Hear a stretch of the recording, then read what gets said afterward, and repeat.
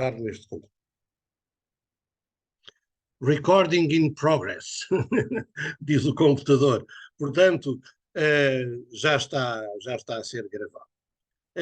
Ora bem, então eu, como vocês sabem, é habitual, eu partilho sempre a tela, vou falando com base num texto que é apresentado em PowerPoint.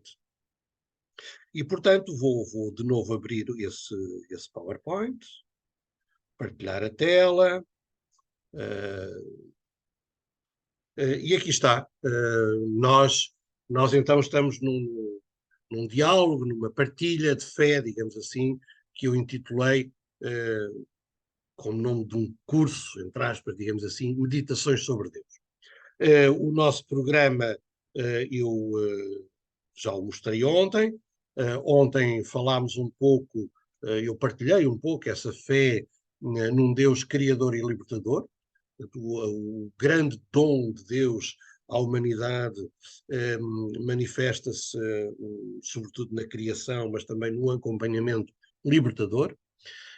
Hoje temos como temática a contemplação de Deus como comunidade, a meditação sobre Deus como uma comunidade de pessoas, uma trindade, e aquela interrogação também é muito importante na nossa, enfim, na nossa sociedade, na nossa cultura, das pessoas com quem convivemos. Será que Deus é um rival do ser humano?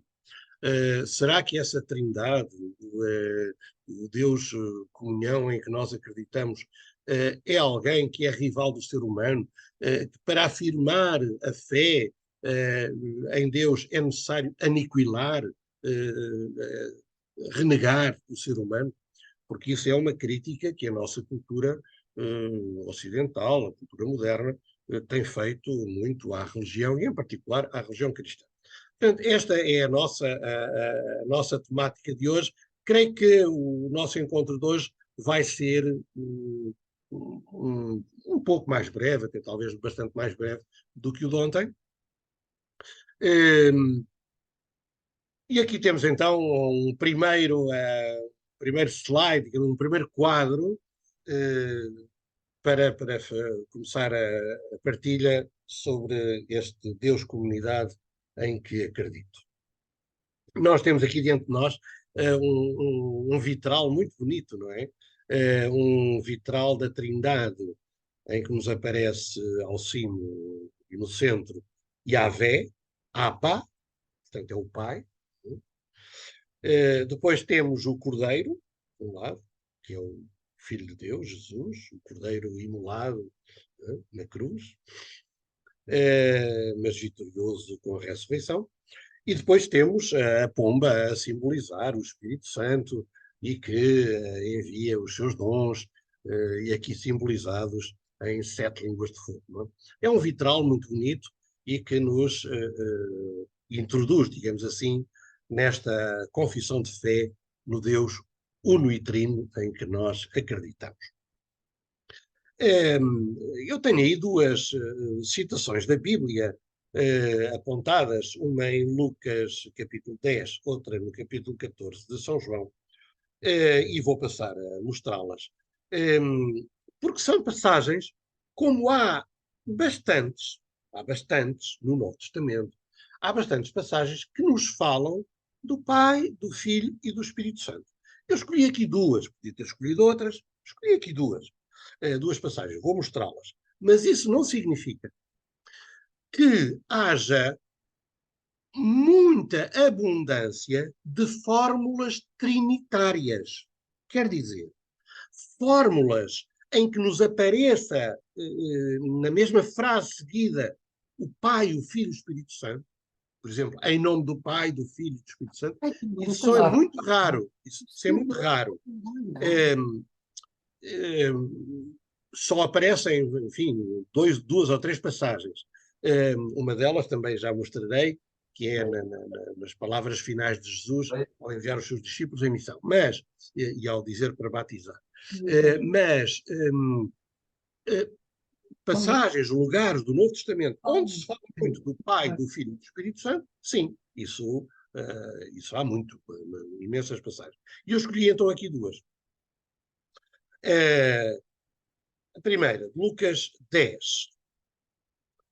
Nesse mesmo instante, Jesus estremeceu com alegria sob a ação do Espírito Santo e disse, este texto é muito interessante, depois um dia comentarei noutro sentido, de como Jesus experimentou a alegria. Não é? Bendito, ó Pai, Senhor do céu e da terra, porque escondeste estas coisas aos sábios e inteligentes e as revelaste aos pequeninos. Vou por aqui em tela cheia porque não estou a ver tudo. Estas coisas revelaste aos pequeninos e não aos sábios e inteligentes. Porque assim foi do teu grado. Tudo me foi entregue por ti, Pai, ninguém conhece quem é o Filho senão o Pai, nem o Pai senão o Filho, e a quem o Filho houver por bem revelar. Portanto, estamos a ver, é um texto que não tem propriamente a fórmula nítida, clara, sintética, Pai, Filho, Espírito Santo, mas é um texto que nos fala das três pessoas divinas. Não é? Jesus, o Filho, o Pai e o Espírito Santo. Olhemos para o texto de São João, no capítulo 14, que eu também aqui escolhi. Se eu não ler o texto completamente é porque eu não estou a conseguir ver o... ok. Não estava a conseguir ver o texto todo por causa de ver as vossas fotos em galeria. Bom, então diz o texto de João 14. Jesus disse, Jesus, cá está o Filho, se alguém me tem amor, há de guardar a minha palavra e o meu Pai o amará. E nós, Pai e Filho, viremos a ele e nele faremos morada. E farão morada porque virão viver em nós com o Espírito Santo. Bem, quem não me tem amor não guarda as minhas palavras.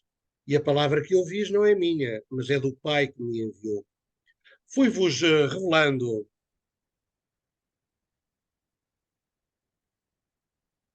fui-vos revelando estas coisas enquanto tenho permanecido convosco. Mas o Paráclito, o Espírito Santo, que o Pai enviará em meu nome, esse é que vos ensinará tudo e há de recordar-vos tudo o que eu vos disse. Ora, cá está então mais um texto onde nos aparecem as três pessoas divinas, digamos assim.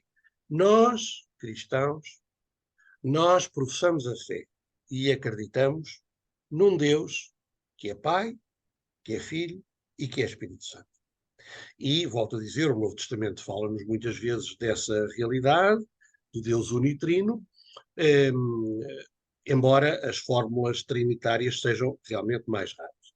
Ora, aí está aquilo que eu estava a dizer, na Bíblia, as formulações trinitárias são raras, mas existem. Por exemplo, como diz o final do Evangelho de São Mateus, isto é mesmo o penúltimo versículo do Evangelho de São Mateus. A despedida de Jesus, o envio de Jesus, dos discípulos por Jesus, depois da ressurreição, antes da ascensão, digamos assim. Batizai em nome do Pai, do Filho e do Espírito Santo. Ora bem, aqui temos então uma fórmula trinitária, uma formulação trinitária. O Pai, o Filho e o Espírito Santo. Fórmula que nós usamos no início de praticamente todas as nossas orações cristãs, já seja a missa, já sejam outras, não é? Em nome do Pai, do Filho e do Espírito Santo. Bom, ora bem, nós confessamos um Deus, nós acreditamos num Deus, que são três pessoas. É um só Deus, não é? Como definiram os credos, como definiram os concílios no credo há muitos e muitos séculos, não é? Quando ainda se estava realmente a tentar definir um pouco, clarificar e definir a fé cristã num credo, os primeiros concílios, a importância do concílio de Niceia, do concílio de Calcedónia, coisa no século IV, no século V. E então chegou-se a essa formulação. Deus é um só, mas são três pessoas. Há uma só natureza divina, mas há três pessoas, não é? Bom, ora bem, então, o Pai, o Filho e o Espírito Santo. Como é que nós chegamos a esta confissão de fé num Deus unitrino? Bom, eu volto a dizer, nós temos a afirmação bíblica, nós temos, portanto, o testemunho da revelação, não é? Mas a verdade é que a própria Bíblia, ao falar de Deus como Pai, Filho e Espírito Santo, partilha, os escritores da Bíblia, ainda que inspirados por Deus, e relatando coisas que Jesus disse, com certeza, eles, os autores do texto bíblico, inspirados por Deus, fizeram a experiência na vida que nós mesmos também fazemos e que nos leva à confissão num Deus, Pai, Filho e Espírito Santo. E isso eu penso enfim, que é um modo de balbuciar realmente, como dizíamos ontem, algo sobre esse Deus em quem nós acreditamos. É muito a partir da nossa experiência de vida, é muito a partir da realidade humana, que nós dizemos acreditar num Deus como Pai e Mãe. Nunca nos esqueçamos que, se é verdade que Jesus ensinou o Pai Nosso e chamou a Deus por Pai, nestes textos que ainda acabámos de ver, não há dúvida nenhuma também que a Bíblia compara imensas vezes Deus a uma mãe, não é? E fala de Deus como uma mãe que cuida dos seus filhos. Não é? Bom, portanto, é a partir da nossa experiência humana de termos pais, pai e mãe, que nós também transferimos para Deus, digamos assim, essa nossa experiência e a nossa fé.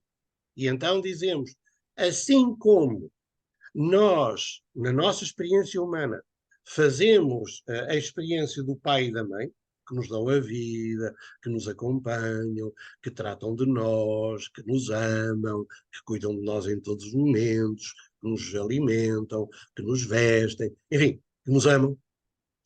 Também nós acreditamos que Deus é como um pai e uma mãe para nós, que nos trata, que nos ama, que trata de nós, que nos deu a vida, que nos acompanha, que nos aconselha, que nos diz palavras de vida, etc, etc, etc.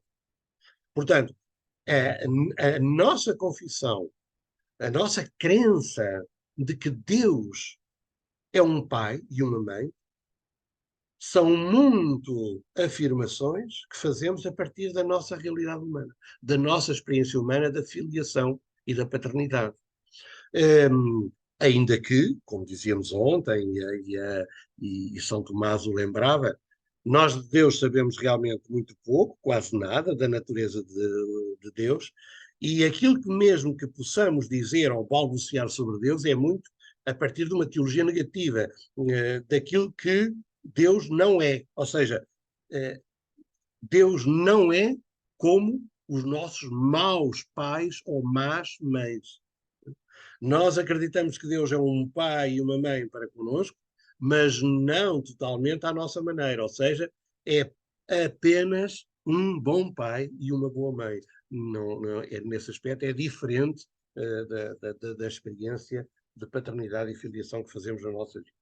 Depois também acreditamos em Deus como filho, o Filho de Deus, que foi revelado, eu volto a dizer, nós acreditamos na revelação bíblica, nós acreditamos naquilo que a palavra de Deus nos diz, de que Jesus é o enviado do Pai, Jesus é o Filho de Deus, aquele texto há pouco que mostrava de São João fala muito disso, e o de São Lucas também.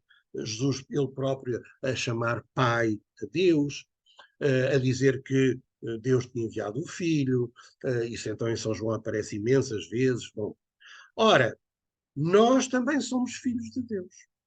Nós, seres humanos, nós somos filhos de Deus, não é?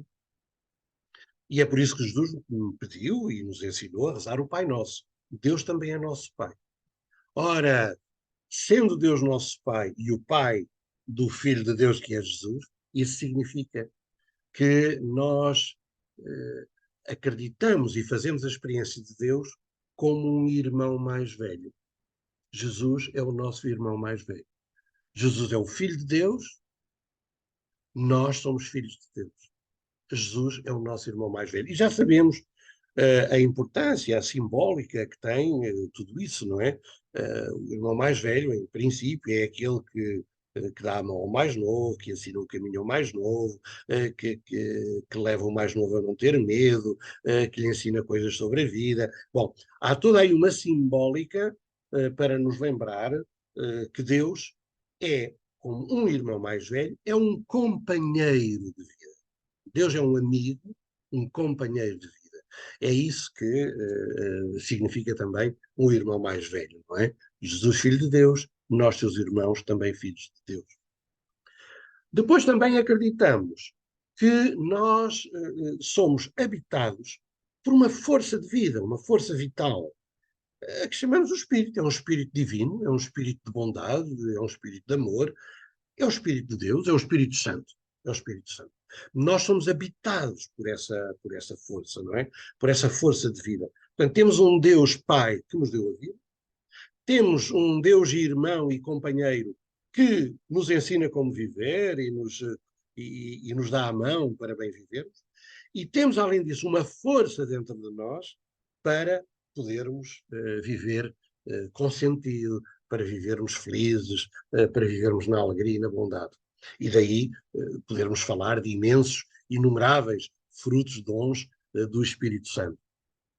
Provavelmente um dia também, um dia desta semana, falaremos dessa realidade em que acreditamos e que aprendemos na catequese, os imensos dons de frutos, dons e frutos do Espírito Santo. O Espírito Santo é tudo em nós, é Deus em nós, não é? E portanto, quem realmente, penso eu, falou disso de forma admirável, extraordinária, quem captou realmente essa realidade da presença de Deus em nós, foi São Paulo. São Paulo, em inúmeros textos, fala de como Deus vive dentro de nós. O Espírito Santo não é uma pomba que anda por aí a voar. O Espírito Santo é Deus, é um Espírito divino, é uma força de vida, é uma força divina. E não anda para aí a pairar no ar. Vive dentro de cada um de nós. Nós somos a casa do Espírito Santo. Nós somos o templo do Espírito Santo. São Paulo realmente fala disso inúmeras vezes de maneira admirável, admirável. Então, para falar desta trindade, deste Deus que é amor, que nos deu a vida, que nos ama, nos acompanha na vida e está dentro de nós como força de vida, acho que é bonito lembrar uma afirmação de Santo Agostinho, clássica, em que ele fala da Trindade desta maneira. Claro, Santo Agostinho tem imensos textos e tem um livro imenso sobre a Trindade, não é? Mas esta afirmação é lapidar e é muito bonita. Em Deus há o amante, o amado e o amor. O amante é o Pai eterno, Jesus é o Filho muito amado do Pai, o Espírito Santo é o amor entre o Pai e o Filho e que transborda para nós. Muito bonito. Nós, portanto, acreditamos num Deus, que é apenas um, mas são três pessoas, e que é o amor. É o que ama, é o que se sente amado e é o que partilha o amor entre si e connosco. Não é?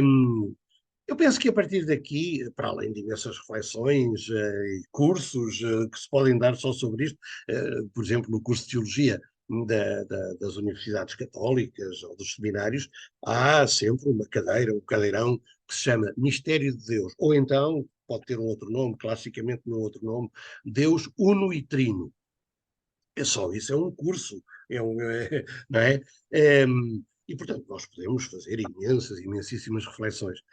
Eu aqui faço mais uma partilha da fé, uma partilha sobre o Deus em quem eu acredito, faço essa partilha, e procuro sempre conectar essa crença, essa fé, com a vida, com o nosso cotidiano, com as nossas questões, com os nossos sonhos, as nossas necessidades, os nossos projetos. Ora bem, então eu diria que professar Deus uno e trino é acreditar e apostar, sobretudo em duas coisas.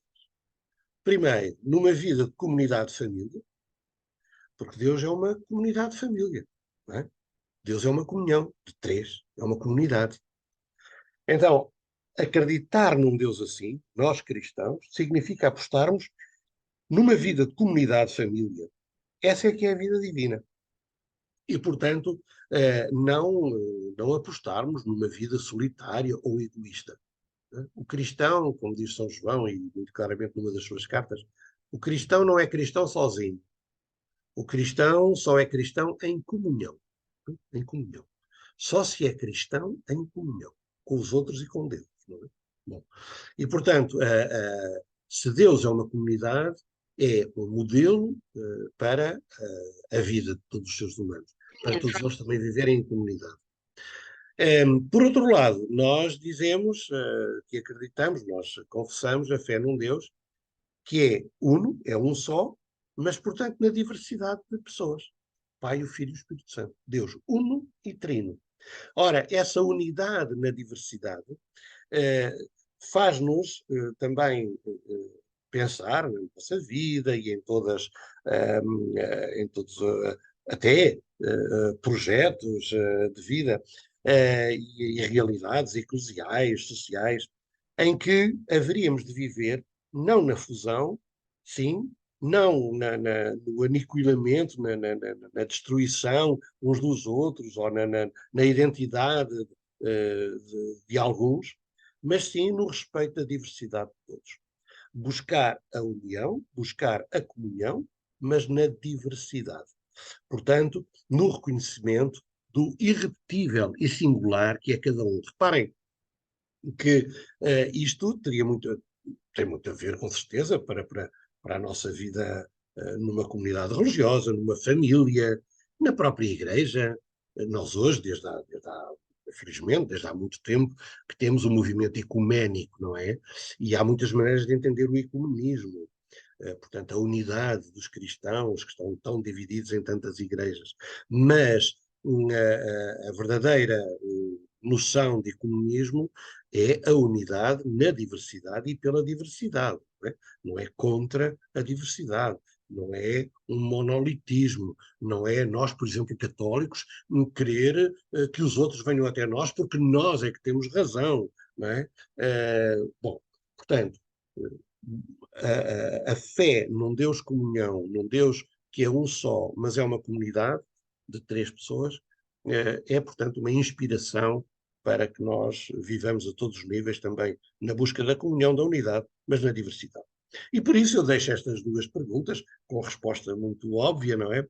Não será este o modelo de vida para a Igreja? Está, o ecumenismo. Ou para qualquer família, ou qualquer comunidade religiosa? Claro, vivermos na busca da comunhão, no amor, na solidariedade, mas respeitando as diferenças de cada um, respeitando a idiosincrasia de cada um, o temperamento de cada um, a ideia de cada um, não é? Bom, este modelo do Deus unitrino, poderia também ser um modelo para qualquer sociedade, não é? Afirmando um princípio de solidariedade, ou seja, comunhão, portanto, com a justiça, com o bem comum, mas também um princípio de subsidiariedade, isto é, de respeito pela autonomia, pela iniciativa, a liberdade de cada um, portanto, um contributo que cada um também pode dar e deve dar à vida social para a construção justamente dessa comunhão, dessa solidariedade social. Portanto, não é preciso ser adepto das teologias da libertação para perceber ou estabelecer um nexo entre a nossa fé num Deus unitrino e nas consequências, nas implicações, digamos assim, que essa fé tem para a vida de todo o ser humano, a vida na família, a vida na cidade, a vida na sociedade, a vida na igreja. Tudo isso haveria de pautar-se com o modelo da comunhão do Deus uno e trino.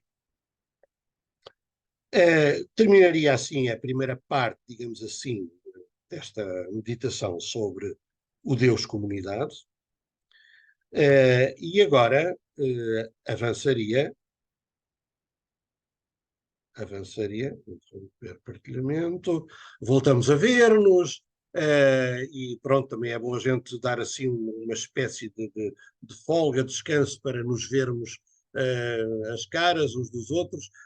Eu não sei se quando eu estou a falar com o PowerPoint a ser exibido, não sei se vocês também me veem. Veem? Ah, ótimo. Então Sim, pronto. sim. Pronto, ótimo. Então não posso fazer caretas, está bom. Vamos lá então a partilhar outra vez a tela para partir para uma segunda parte, digamos assim, eh, desta meditação sobre o Deus Uno e Trino. E a segunda parte desta meditação seria à volta então desta questão que é central da nossa cultura moderna, da nossa cultura ocidental, que é a questão que nos é levantada por muitos dos nossos contemporâneos, sim, as pessoas com quem a gente vive, os nossos vizinhos, que acabam por negar a existência de Deus ou dizer que já não acreditam num Deus, no Deus que lhes foi até muitas vezes ensinado e é transmitido na meninice, na catequese. Porquê? Porque dizem muitos dos nossos contemporâneos e muitos filósofos que Deus não interessa ao ser humano. Deus seria um rival do ser humano. E para o ser humano ser feliz, para o ser humano, para as pessoas se emanciparem e poderem realmente ser verdadeiramente autónomas e felizes, para serem senhoras de si mesmo, então para isso têm que negar a Deus. Porque Deus é uma atrapalhação, digamos assim, para a autonomia, para a adultez do ser humano. Entre muitos textos que poderia também mostrar sobre esta questão e que poderiam dar pé a que se fizesse essa crítica a um Deus como rival do ser humano, eu escolhi aqui quatro, muito simples, podia ter escolhido outros, como digo. Em primeiro lugar, este primeiro texto vem no capítulo 1 de São João, dentro daquele início maravilhoso sobre o Verbo de Deus que veio ao mundo. Bom, e diz aí, no versículo 18: A Deus jamais alguém o viu. O Filho unigênito, que é Deus e está no seio do Pai, foi ele quem o deu a conhecer. Quer dizer, parece que a Bíblia, neste caso São João, fala de um Deus distante, longínquo, que ninguém vê, e que, portanto, não interessa ao ser humano, ele próprio se quer distante do ser humano. É verdade que teria enviado o seu filho a viver no meio dos homens, mas ele vive longe, à distância. Ele não quer realmente partilhar a vida e a sua potência e tudo aquilo de que é capaz com o ser humano. Está lá longe, não se deixa ver. O que é também dito um pouco na primeira de Timóteo, neste versículo: ao Rei dos séculos, ao Deus incorruptível, invisível e único, honra e glória pelos séculos dos séculos. Amém. Deus é único, Deus não tem nada a ver com o ser humano nunca consegue lá chegar, porque Deus está distante. E, portanto, o ser humano o melhor é nem pensar, é prescindir de Deus. Isso é o melhor. Ele está lá longe, ele não se deixa conhecer, ele é único. Portanto, o ser humano olhe para si mesmo e construa a vida por si mesmo. Depois temos aqui dois textos que eu escolhi de São Mateus, um no capítulo 16, outro no capítulo 6, que parece que de uma maneira mais concreta, mais prática, põe realmente em contraposição, em choque, Deus e o ser humano. Não é?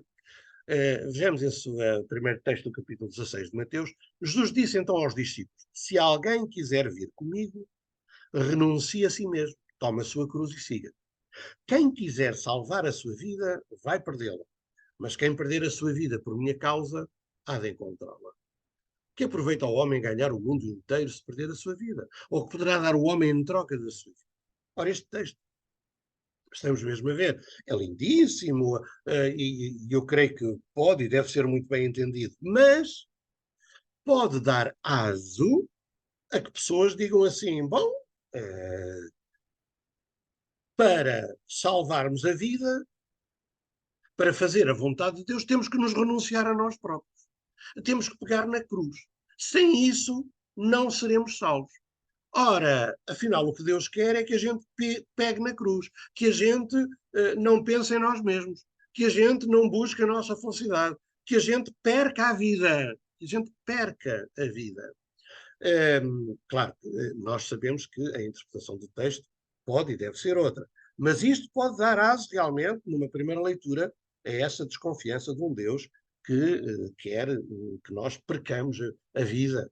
Bom, o capítulo 6 de São Mateus fala também desta mesma realidade e aí fala mais da questão dos bens materiais, digamos assim, não só, mas sobretudo terminei nessa questão, e de como nós, se queremos realmente servir a Deus e ser amigos de Deus e honrar a Deus, temos que renunciar a tudo que é bem material. Ora, isso, lá está.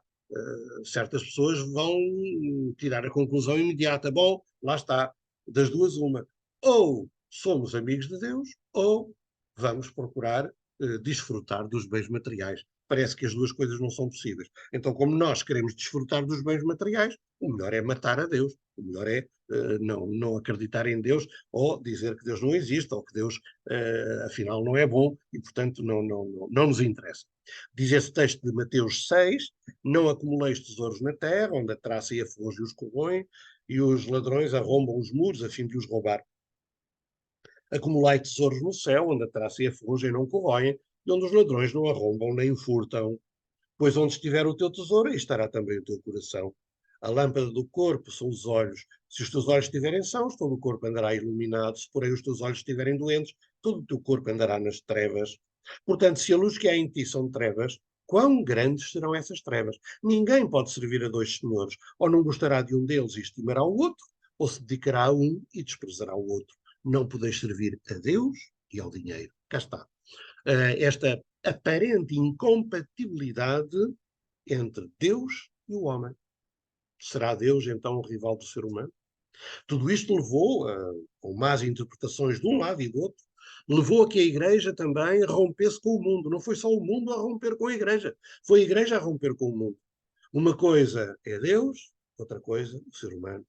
Uma coisa é a realidade eclesial alimentada por Deus, vivendo de Deus, outra coisa é o mundo como espaço de pecado. Claro que nós sabemos que o Vaticano II, o Concílio Vaticano II, há 60 anos atrás, pronto, ultrapassou essa dicotomia, essa guerra, essa incompatibilidade entre a Igreja e o mundo, não é?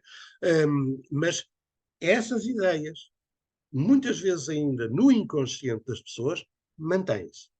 Elas foram alimentadas, essas ideias da incompatibilidade, eh, perdão, da incompatibilidade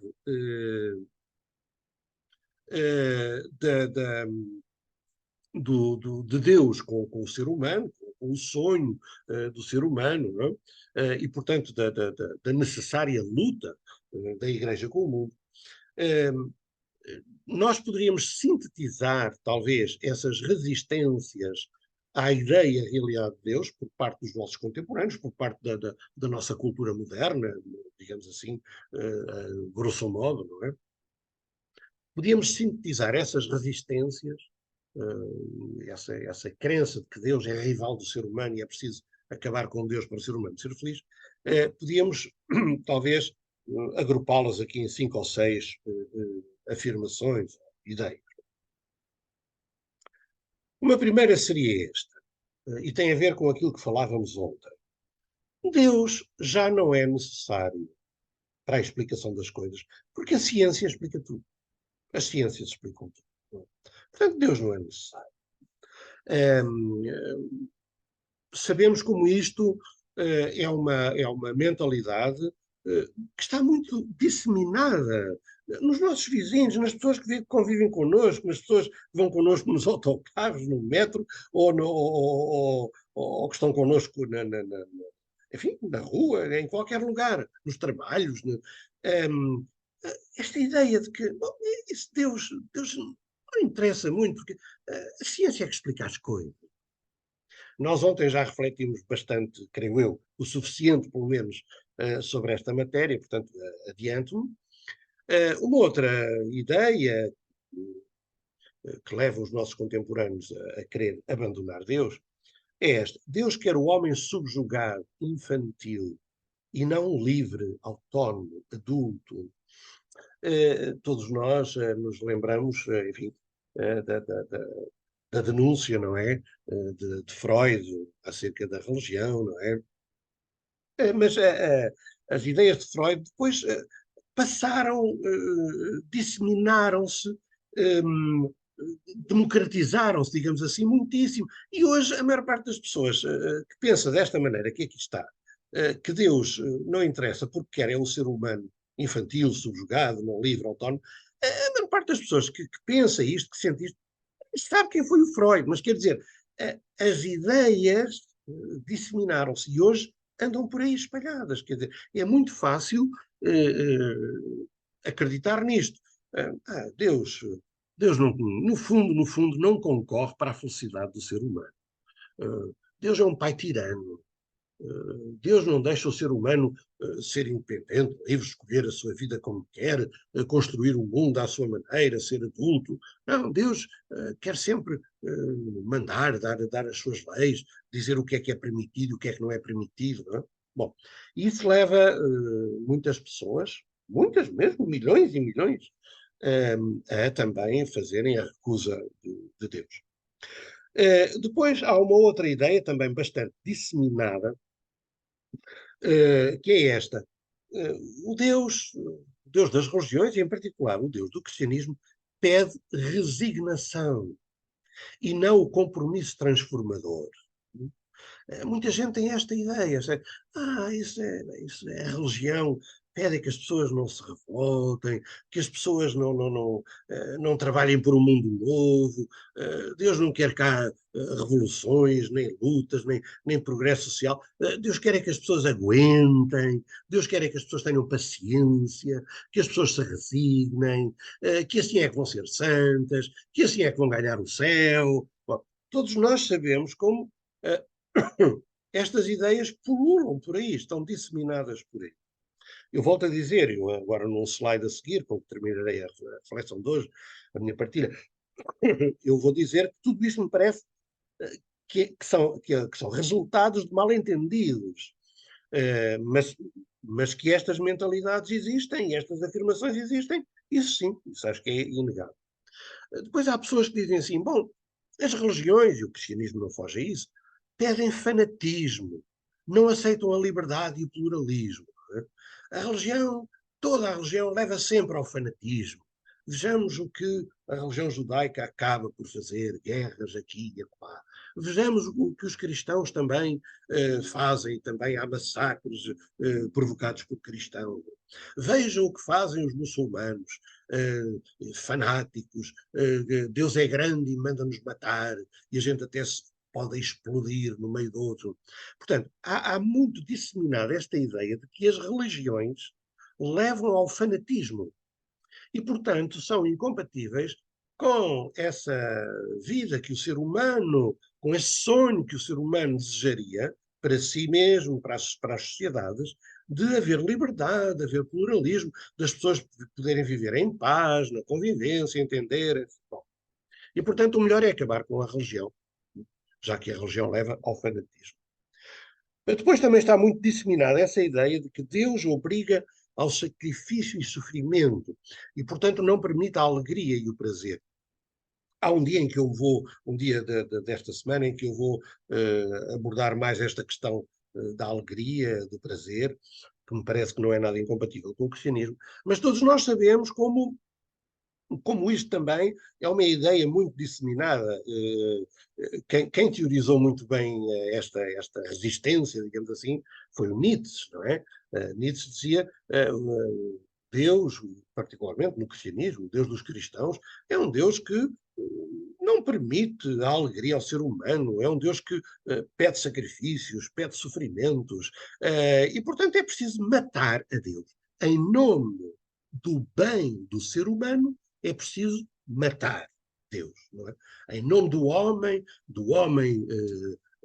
feliz, adulto, matemos a Deus, acabemos com Deus, para que o ser humano seja feliz. Cá está.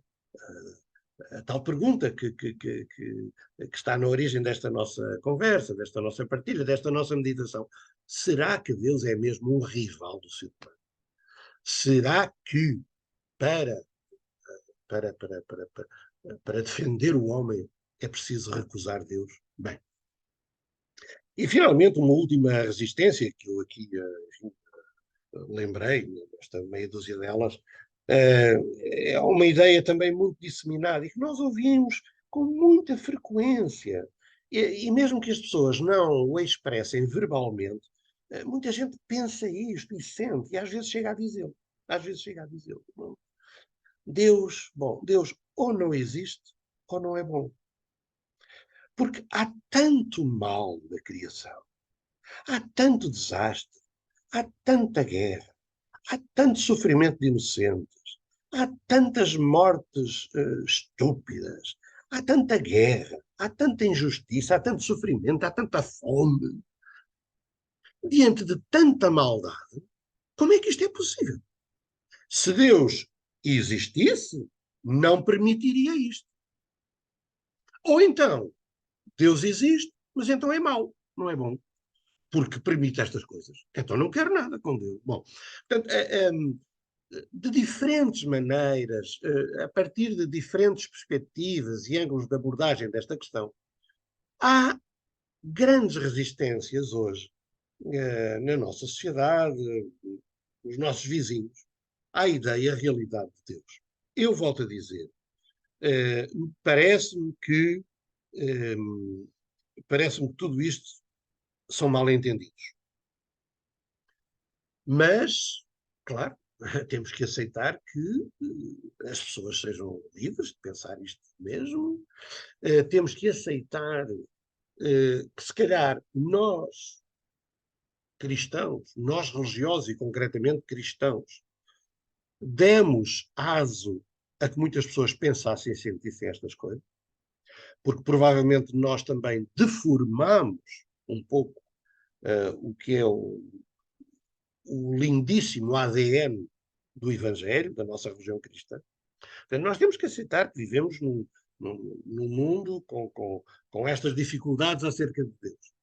Contudo, e porque a mim me parece que tudo isso são frutos do mal-entendido, que essas críticas ao Deus, e particularmente ao Deus dos cristãos, são críticas a um Deus que não é verdadeiramente o Deus do Evangelho, Deus de Jesus Cristo.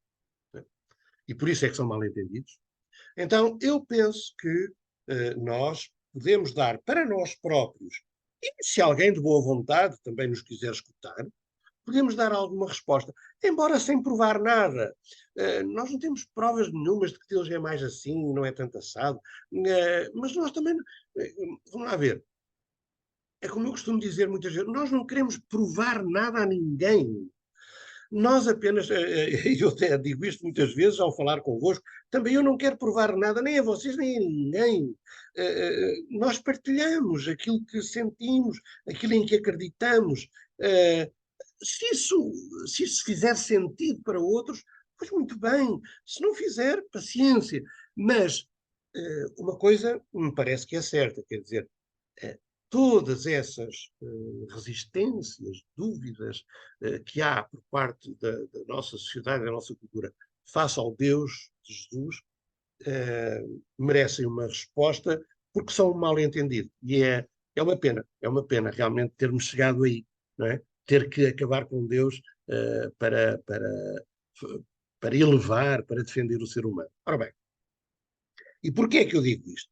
Porque o Deus em quem nós acreditamos é um Deus maravilhoso. Vocês lembram-se do subtítulo que eu dei a estas minhas conversas convosco? Um Deus apetecível.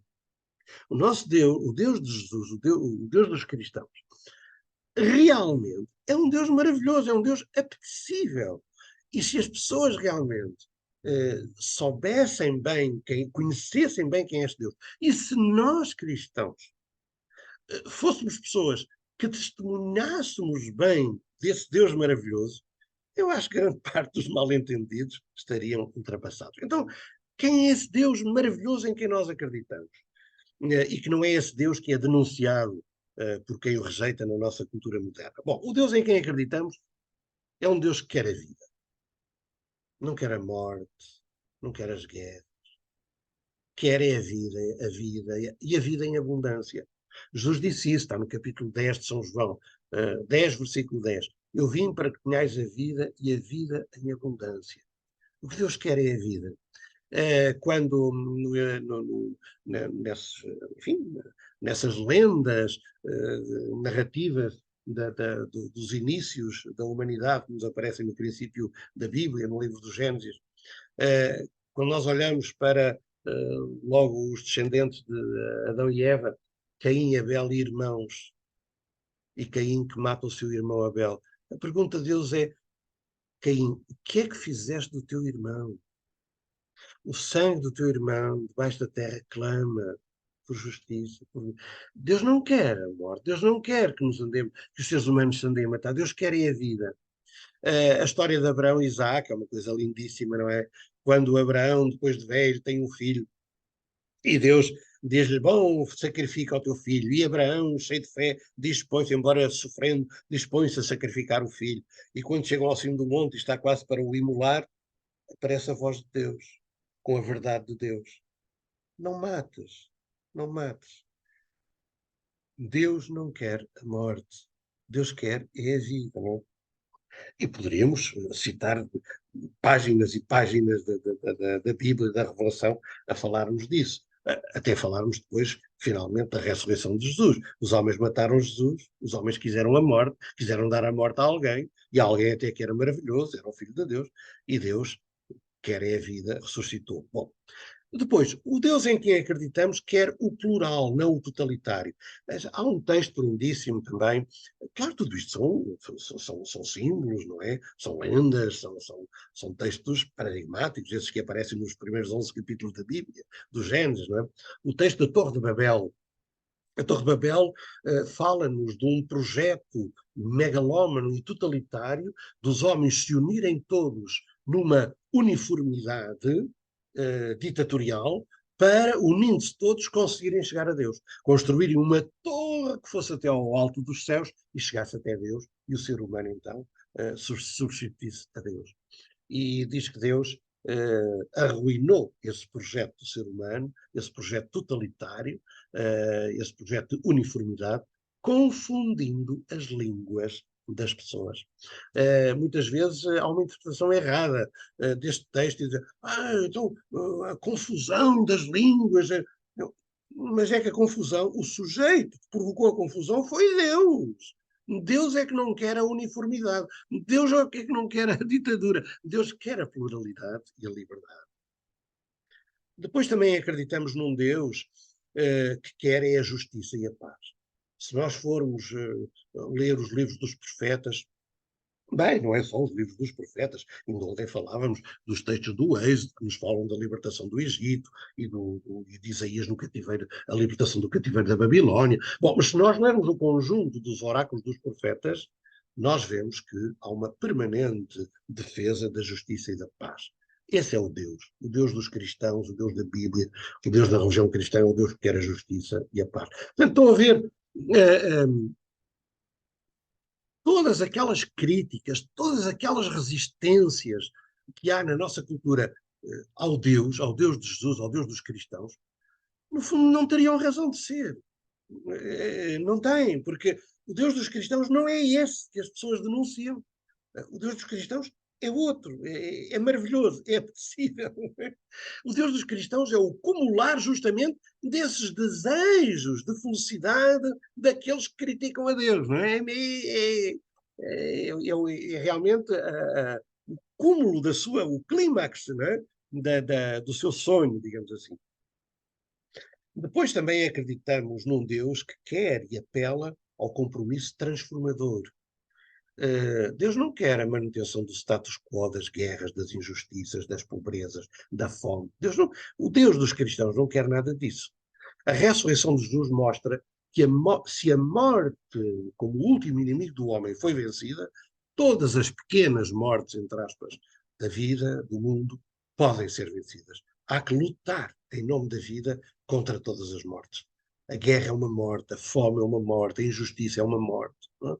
Há que lutar contra todas essas mortes. Há que, portanto, o Deus dos cristãos impele, a religião cristã impele os cristãos a um compromisso transformador.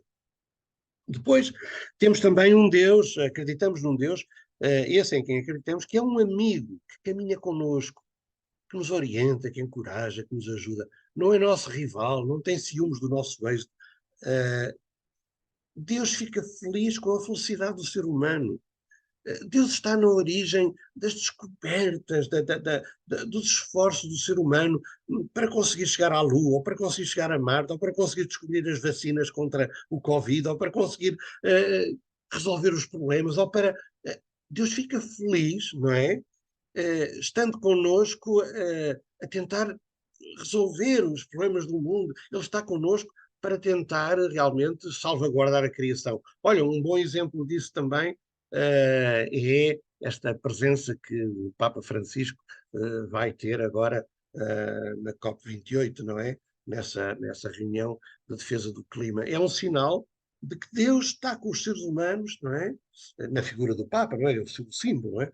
É o sinal de que o Deus dos cristãos está com os seres humanos a pensar no bem da criação, não é? Quer dizer, e, portanto, a fé neste Deus, a crença neste Deus, é um maravilhoso dom. Acreditar num Deus assim realmente é maravilhoso. É um Deus mesmo apetecível. É claro que a fé não dá nada materialmente falando, não é a fé que nos faz ganhar o Euromilhões, não é? O Totoloto ou o Totobola, mas nem resolve os problemas, sem mais, sem o nosso compromisso, não é? Mas a fé faz-nos ver e viver todas as coisas numa nova perspectiva. E por isso a fé neste Deus apetecível, neste Deus maravilhoso, pode ser realmente um sentido muito grande e uma ajuda muito grande para as nossas vidas. Pronto, eu vou terminar a minha conversa por aqui hoje, vou interromper o partilhamento da tela e vou voltar a dar o pio, digamos assim, a quem quiser. Pronto, eu acho que já dei ordem para que quem quiser possa abrir o seu microfone e falar e partilhar connosco. Alguém que experimente então, nem que seja só para dizer assim, olha, hoje não gostei nada do ouvir. O Paulo Farinha está ali Paulo Farinha hoje está aqui presente. Paulo Farinha é um grande amigo e é um grande técnico e é ele que está na base de todas as gravações que são feitas e do colocar das gravações no site do Insta e que até faz assim uns arranjos. Eu não sei se algum de vocês reparou, mas ontem, ao minuto 23, segundo 47, aos 23 minutos e 47 segundos, houve alguém, uma senhora, que eu por acaso até reconheci a voz, que é uma pessoa educadíssima, disse um grande palavrão aqui no meio. Não sei se algum de vocês reparou. Porque ela não estava a conseguir ligar-se. Então, um palavrão, não consigo ligar isto. Mas claro, isso ficava feio na gravação, na verdade. E então o nosso querido Paulo Farinha apenas me disse, vê lá se descobres o momento exato em que isso foi dito que eu resolvo o problema. E eu descobri que foi ao minuto 23, segundo 47. E ele, pois, podem ir lá à gravação que já não ouvem nada disso. Okay? O Paulo Farinha é realmente um grande amigo, ele trabalha muito connosco, dominicano, e é um grande dominicano. Pronto. Além de que foi padre dominicano, digamos assim. E hoje tem uma mulher e uns filhos maravilhosos. Bom, então, conseguem falar?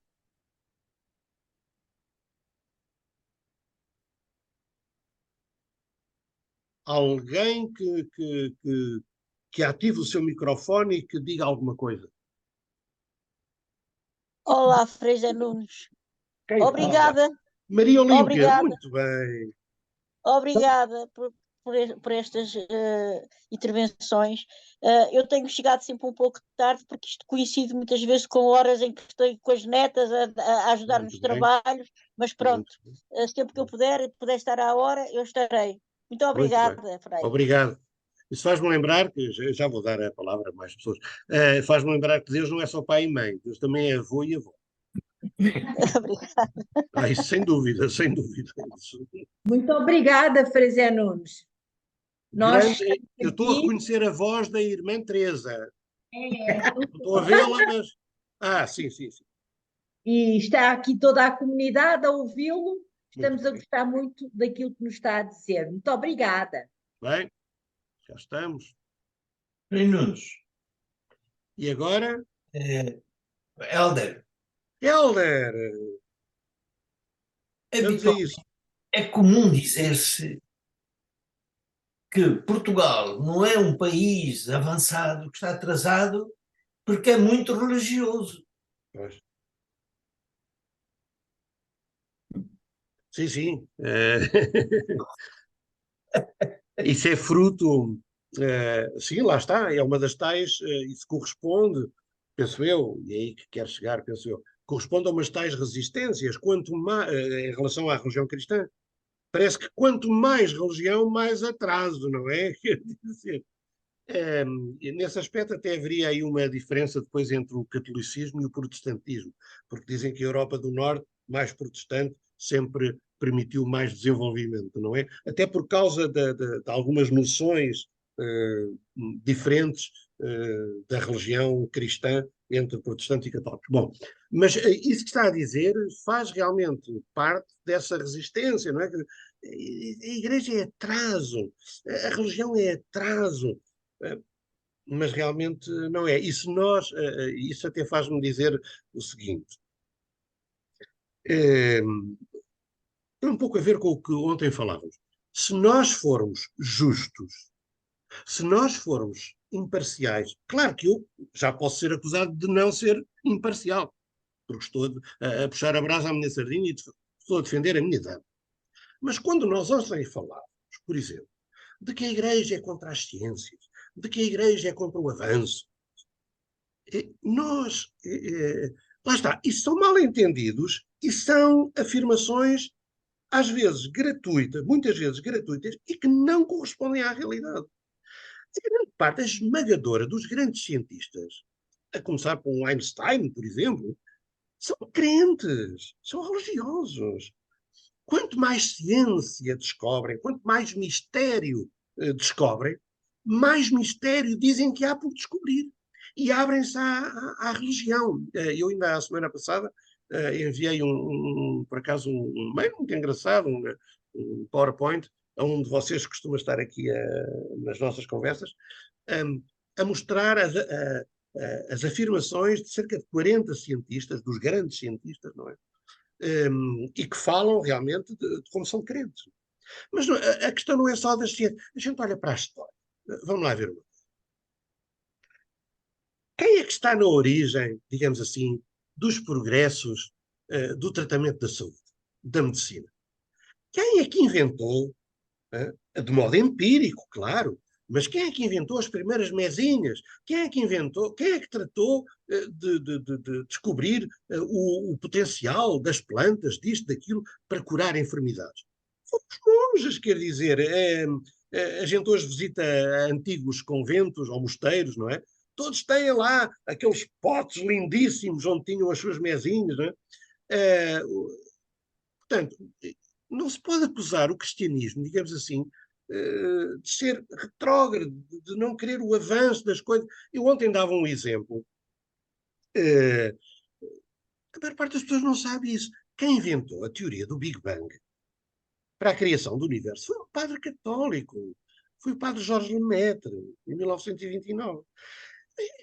A gente dizer, quando eu, por exemplo, partilhava isto com os meus alunos na Universidade Católica, os alunos de Direito, da Comunicação Social, da Gestão, da Economia, enfim, bom, eles ficavam absolutamente siderados, eles abriam a boca, como é que é possível? Porque a Igreja não é nada disso. Que o cristianismo é isso. O cristianismo no seu ADN, e foi-o muitas vezes ao longo da história, o cristianismo foi o grande propulsor do avanço, da descoberta, da busca da verdade, e por uma razão até muito simples. é que, comparativamente a outras religiões, por exemplo, politeístas, o cristianismo, enfim, ao defender a existência de um só Deus, de um só Criador, postula que tudo o mais que existe são criaturas. Criador é só um. E, portanto, tudo mais são criaturas. Ora, as criaturas não são deuses. As criaturas podem ser estudadas. As criaturas podem ser objeto de análise com o bisturi. E, portanto, quando nós temos religiões que divinizam as criaturas, aí é que não podemos avançar. Se o rio e os mares são um Deus, a gente aí não pode tocar, não podemos estudar, porque são realidades divinas. Se o vento e o sol são deuses, não os podemos estudar, não os vamos tocar, porque são deuses. O cristianismo acaba com isso tudo, não é? Bem, não só o cristianismo, mas, no fundo, qualquer religião monoteísta. Mas o cristianismo arrasa com tudo isso, porque criador há só um, tudo o resto é criatura. E, portanto, e até o ser humano tem, na perspectiva do cristianismo, tem a missão, a autêntica missão, de descobrir e desenvolver e cuidar da criação, não é? Isto é extraordinário. Claro, a gente depois diz, mas então e o Copérnico? E o Galileu? Está bem, são a exceção que confirma a regra. É a Igreja que os condenou, certo? Mas não nos esqueçamos, eles próprios eram cristãos, quer dizer. Portanto, claro, eu posso ser imediatamente acusado de proselitismo, de estar a dizer estas coisas e de estar a querer negar a realidade e defender a minha dama. Eu aceito, mas como eu digo, eu também não quero convencer ninguém, não tenho pretensão de convencer ninguém. Agora, acho que é de justiça olharmos com mais imparcialidade, com mais tranquilidade, não é? Para todas estas questões e para essas, enfim, incompatibilidades ditas entre cristianismo e cultura, entre Deus e o homem, entre religião e ciência, enfim. Eu acho que, bem, não sei, o Hélder pôs uma questão e eu extravasei para muitas outras. Enfim. Foi bom, foi bom. Obrigado. Muito bem. Boa noite, muito obrigada. É Cristi Carvalho, é que está a falar? Estou, exatamente. Maravilha. Tudo bem, Frei? Eu ontem não estive e tenho muita pena de não ter estado. Gostava de lhe perguntar onde é que eu posso, que link é que é para poder aceder à nossa meditação de ontem. Está a ver? Não, desculpe lá. É que eu não... É muito simples. Quer ver? E pronto, Sim. já agora, olha, está a ver agora? Está a ver? Agora, as gravações ficam disponíveis no site do insta.pt, é isso? Pronto. Ok, muito bem. Daqui a um bocadinho, o Paulo Farinha, o nosso grande amigo, está aí também a assistir, não é? Muito bem. E a controlar as asneiras que eu digo. Ele, daqui a bocado, já vai receber a gravação e vai colocá-la lá no site. A de ontem já lá está. Eu hoje consegui aceder e gostei muito. Agrega sempre, não é? Agrega sempre, expande-nos sempre a nossa consciência para, quem sabe, temas onde ainda não nos dirigimos, não é? E são novas perspectivas, novas formas de... Nem diria formas de interpretar, mas é mesmo questão de termos passado por esses pontos, não é? Pois. São pontos aqui de grande expansão, por isso eu aproveito todos, gosto muito e agradeço muito de coração. Muito bem, muito obrigado. Tá bom. E muito boa noite a todos. Sim, senhora. E acho que aproveitamos a sua boleia das boas noites e todos nos damos as boas noites e dizemos até amanhã, está bem? Boa noite, Frisa Nuno. Ok. Muito bem, eu vou encerrar. Boa noite, muito obrigada. Boa noite. Boa noite, Frisa Nuno. Até amanhã, adeus, boa noite.